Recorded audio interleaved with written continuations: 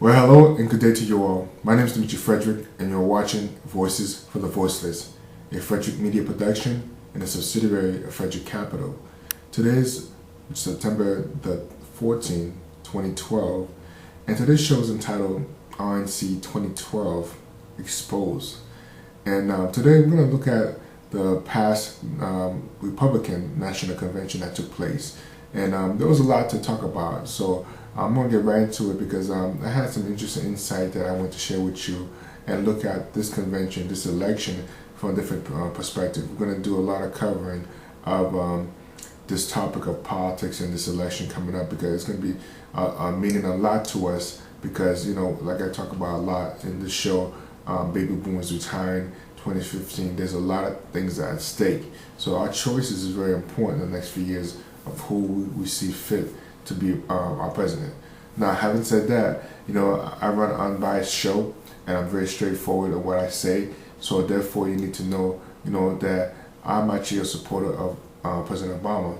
Now, despite having said that, I'm going to give it to you as I see it, my perspective from what happened at the convention at the RNC as well as the DNC. So next week, you will actually see my take on the DNC convention and what happened from there. So just giving you again a different look and feel from what you normally will see on the news. So moving forward, just be aware of that. So it's not here to bash Romney and Ryan or vice versa. It's just a matter of my perspective despite of that. And again, we all have our choices that we're going to pick. And, regardless of you see a lot of, people in the news media giving their take, well, you know which station that you could actually switch over to get your view based on your candidate support. And it's straight, they don't actually say it, but you could see the implications of what they say. And actually, that's one of the things that I did experience, and that's one of the things I'm going to talk about in today's show. So without further ado, we're going to talk about the RNC 2012 Exposed and what we saw there today, this past few weeks.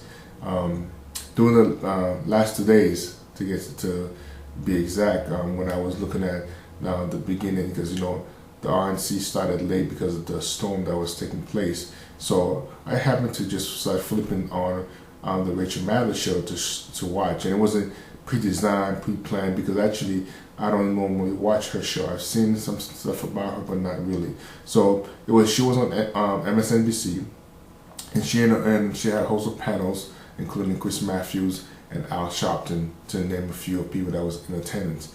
Now, like I said, I have to say that I've never seen her show, nor do I know what she's about. So it was my first time. So hearing her speak was really kind of a surprise because she was sharing a lot of insight, and those are the insights I'm going to share with you today. However, though, it was not for watching her unbiased show that I turned it on. I would believe if it wasn't because of watching her show, there was a lot of lies that was spoken at the RNC that I wasn't aware of, that, the typical person who was watching that show, maybe whether or not you're a Republican or a Democrat, based on the network that you're watching it, you may not have been gotten the whole truth. And that's something that's important to know when you're making a pick for your candidate, to know that are they being truthful to you and the information that they're relaying, because there's a lot that's going on.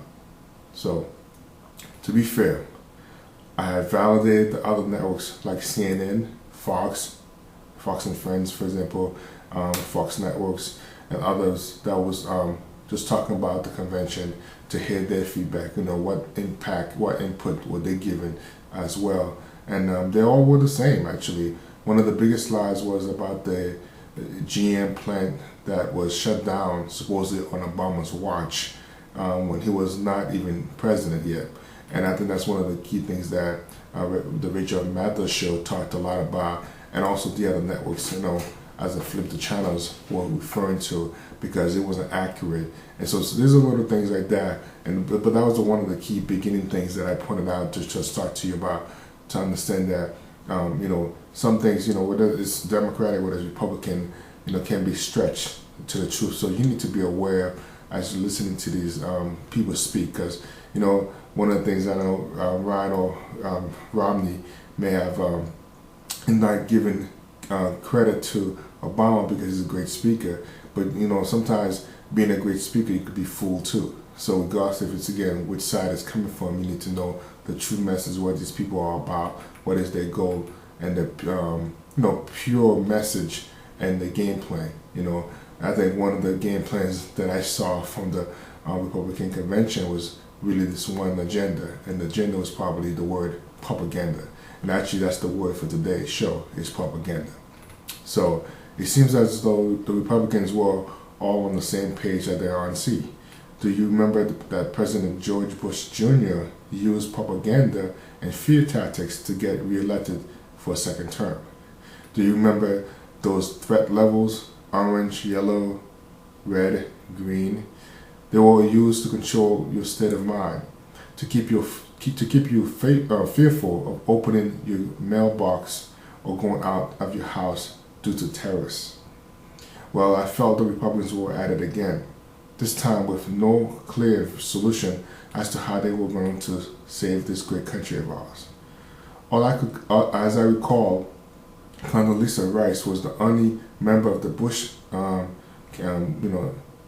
past term that was in attendance, and she actually, was Cameron, and she also spoke, which she spoke very well, to give her credit to that. So remember that you can't hide the past, but don't make America a fool again by hiding the real truth of who did what in an 8 years time span. Governor Romney's plans are simply a continuation of the good old boys networks, and that's what it felt like to me being at watching that convention. So I want to take this time to break down some of the sound bites that I heard at the convention. Congressman Ryan, had some very good points he made, but those points were just more sound bites, like I said, that was more for camera and attention versus, again, being factual. And those are the things I want to talk to you about today. Congressman Ryan stated that you should take down the faded Obama posters. I think that was one of the great lines that he gave, got a lot of cheers from that. And that our children are becoming lazy and moving back home to their old bedrooms. Now, I thought that was very amusing and humorous. But my response back to the RNC is, who made our children lazy in the first place? Was it really Obama or society? We have succumbed to a world given by social networks, cell phones, television, and music.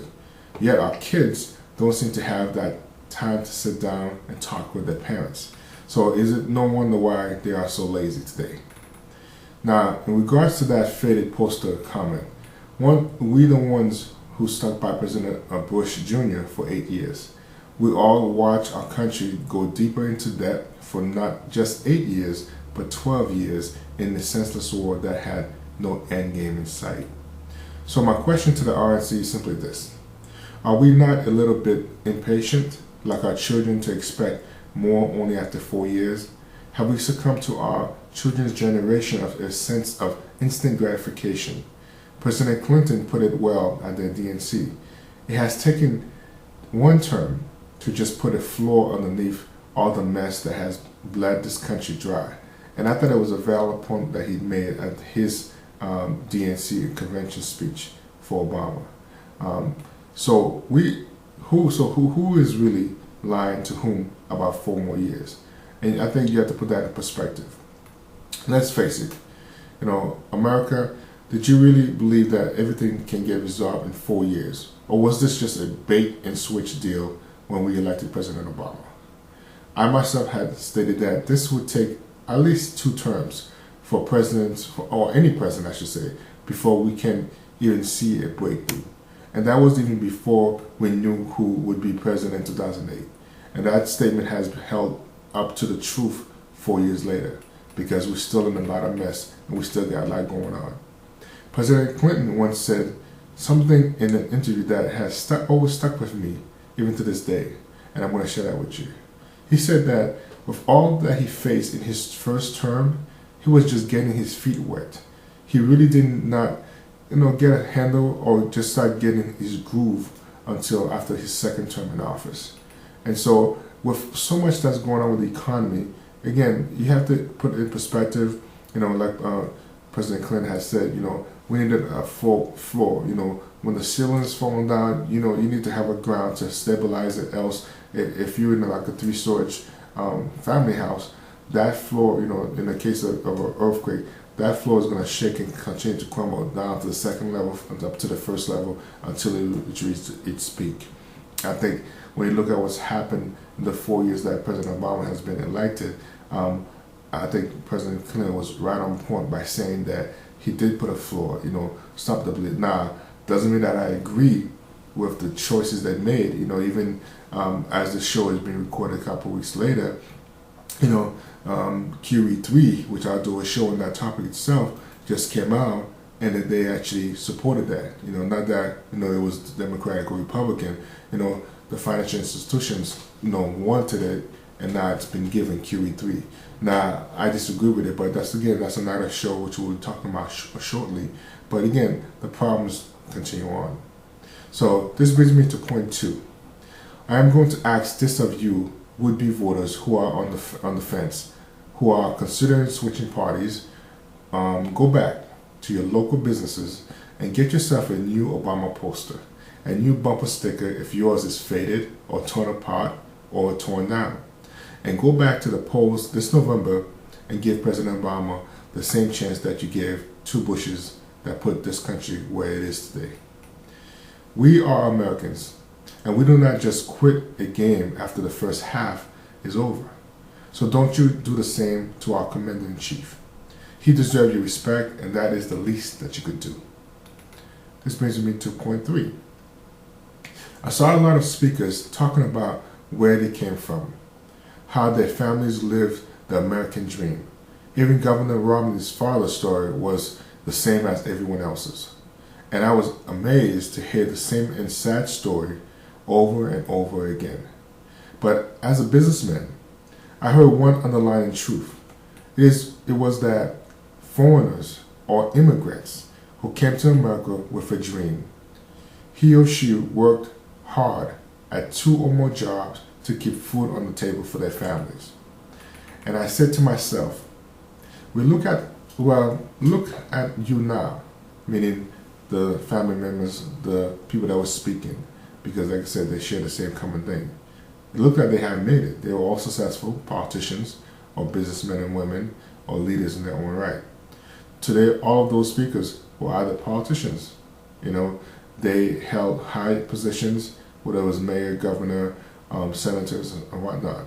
You know, so obviously the system has worked for them. You know, so that was what was amazing about the Republicans who have an issue with immigrants or foreigners coming to America. How far removed have we come, the people that gave us our start? And I think that's what the Republicans are forgetting. The Republicans tend to have an issue with illegal immigrants taking their jobs. And my question is, what jobs are you referring to? I have yet to see immigrants be head of a Fortune 500 company, yet alone come to the U.S. with a broken English accent and run a company like Google, Facebook, Sears, Roebuck and Company, Microsoft, Lord & Taylor, and others. What I have seen is these immigrants working at these fine establishments that I just mentioned as maids, servants, cab drivers, bellboys, lawnmowers, street cleaners, and etc. They are the ones who seem to take on the ugliest, labor-intensive jobs that we as Americans refuse to do.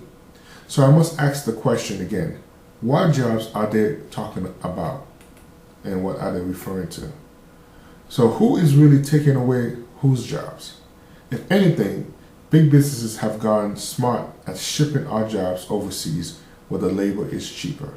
And that is who we need to be angry at, the corporate politicians who support these moves.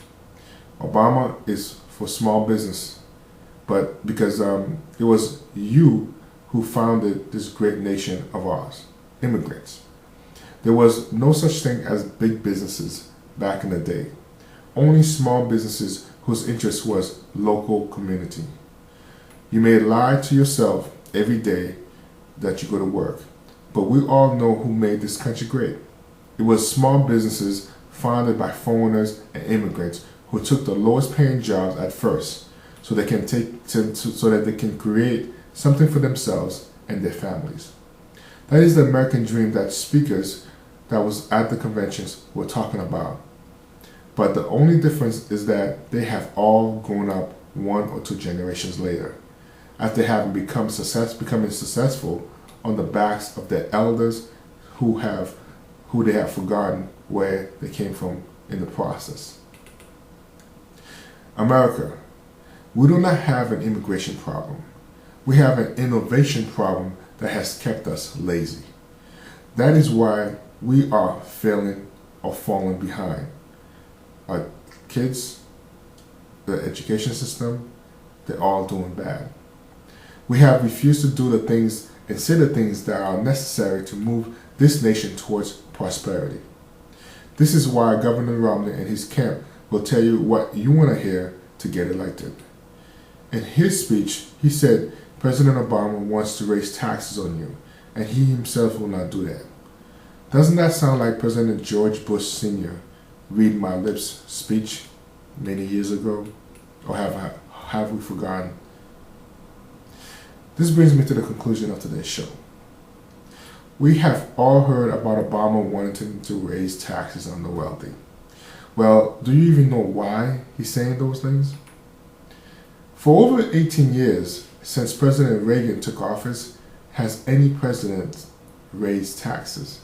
If you are keeping count, that is 4 presidencies ago. There is a reason for that. Every presidential candidate knows that they will not be elected president if they mention that dirty word, taxes. This brings me to the second word of today, tax shelters. Yes, tax shelters. There is a business phrase that I learned many years ago. It goes like this: it's not how much money you make, but how much you get to keep. And that still holds true today. Every smart businessman and woman knows this to be true, but the average working class does not. They cannot do it because they don't own a business. And that is why President Obama wants to change the rules. The middle class is being taxed to death. You know, one great example this past week, Amazon, which is a well-known company, you could get your ebooks, and actually they've diversified the business that they're doing a lot of things and very successful. Stock is just tremendously high. Now, if you don't notice, up till this past week, actually the last 2 days, Amazon hasn't paid taxes, and they've been in business for many years. And I believe since the early 90s or late 90s they've been in business. So they haven't been paying state taxes for all the online business they've done. And actually they went to a stage where they actually had a fight with the government. They were thinking about switching out of California to go to Texas or some other state that was going to give them tax shelter haven so that they don't have to pay these taxes from all this internet sales. So that's the big issue that's been going on for years, that a lot of businesses, as they transition to 21st century style of doing business, and that's one of the reasons why I talk so much about these brick and mortar businesses are dying. You know, everybody's going online. If you don't have a clue, there's your clue right here. You could do more business online and internationally because there's no rules and regulations to tax you or put some things to hinder the traditional way of doing business. So as of this past couple of days, Amazon has been gone given the you could say the red flag to go ahead and pass taxes on the consumer for every product that's sold to the Amazon website. So now here it is, and that's going to create tremendous revenue for the state. And if you don't also know this, California is one of the worst, even though, which is somewhat amazing to me, even though California has so much wealth, celebrities, power, movie stars, movie makers, businesses, the .com, the Silicon Valleys, they're all down there. What's so amazing is that it's one of the worst financially broken states because of all these tax shelters, tax havens that companies get to hide themselves from. And that's one of the issues that's needs to be addressed. So let's face it, big businesses know how to hide their money very well, to offshore accounts or get those ridiculous tax breaks that we all know about. So it really does not matter how big businesses get taxed. or how their taxes goes up, they're complaining about it, getting taxed too much. Because the best of Wall Street, of big corporations, knows how to find a way to go around these loopholes. And that's why they have lobbyists in there in the first place. And that's what needs to change. And that's what I believe President Obama is talking about. Not that he's anti-America, anti-business. He wants you as the middle class to have a chance to at least benefit from all the success that these big businesses have and bring some of that profit back to offset the burdens. Because understand, for the last 18 years, folks, no one has been collecting any tax. You know, you could argue back and forth, well, some taxes been raised, this and that, but nationally, there hasn't been no taxes that's been collected for over 18 plus years. That's dangerous. And, you know, there's a book I'm working on right now, and I talk about that in detail. It's called Wild Entrepreneurship, and I'm getting close to wrapping up the first couple of chapters to publish. But understand that there's a lot of issues at stake. You know, collecting taxes is one of the biggest things, and having businesses paying their share. You know, you can say, well, I pay my share enough. Hey, listen, if I make a lot of money, being very successful, I don't mind. But as well as being a businessman, a businesswoman, you know the tax bracket. That's why I encourage, I empower you to become an entrepreneur, to be on the side that's creating wealth, and so that you could determine your income, so that you as a middle class is not taxed to death or have no money left to be taxed. It's just the way it is. I am Dimitri Frederick, and you have been watching Voices for the Voiceless. And as always, I hope you have been enlightened, empowered, and definitely have been educated. Take care, and God bless.